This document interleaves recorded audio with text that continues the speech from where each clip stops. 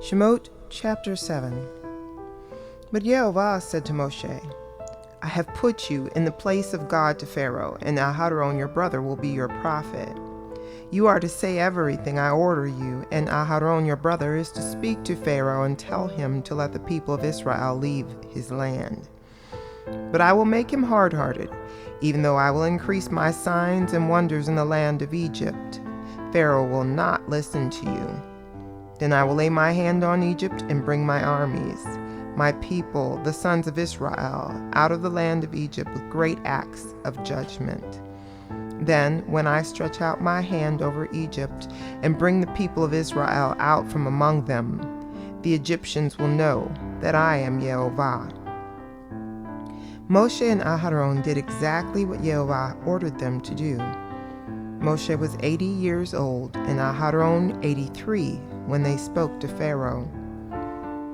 Yehovah said to Moshe and Aharon, when Pharaoh says to you, perform a miracle, tell Aharon to take his staff and throw it down in front of Pharaoh so that it can become a snake.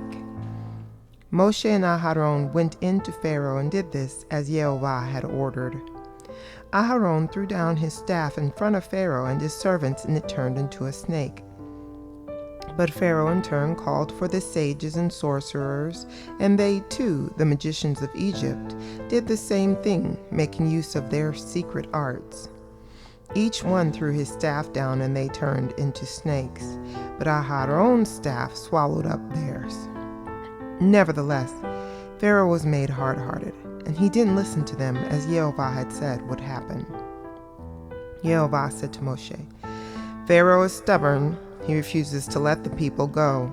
Go to Pharaoh in the morning when he goes out to the water. Stand on the riverbank to confront him. Take in your hand the staff which was turned into a snake, and say to him, Yehovah, the God of the Hebrews, sent me to say to you, let my people go so that they can worship me in the desert. But until now you haven't listened. So Yehovah says, this will let you know that I am Yehovah. I will take the staff in my hand and strike the water in the river, and it will be turned into blood. The fish in the river will die, the river will stink, and the Egyptians won't want to drink water from the river.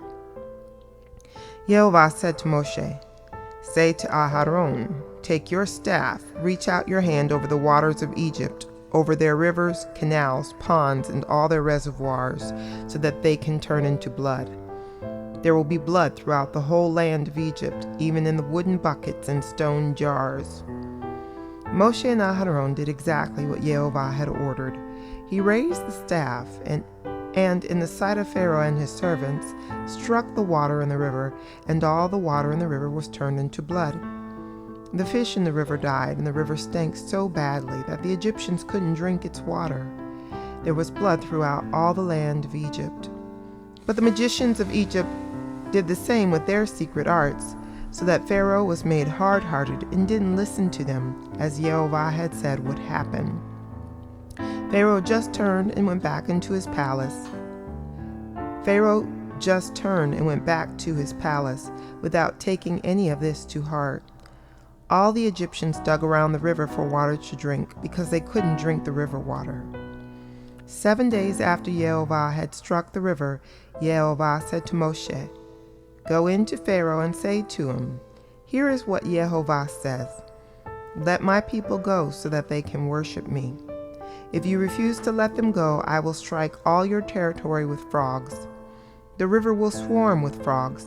They will go up into your palace and go into your bedroom, onto your bed. They will enter the houses of your servants and your people and go into your ovens and kneading bowls. The frogs will climb all over you, your people, and your servants.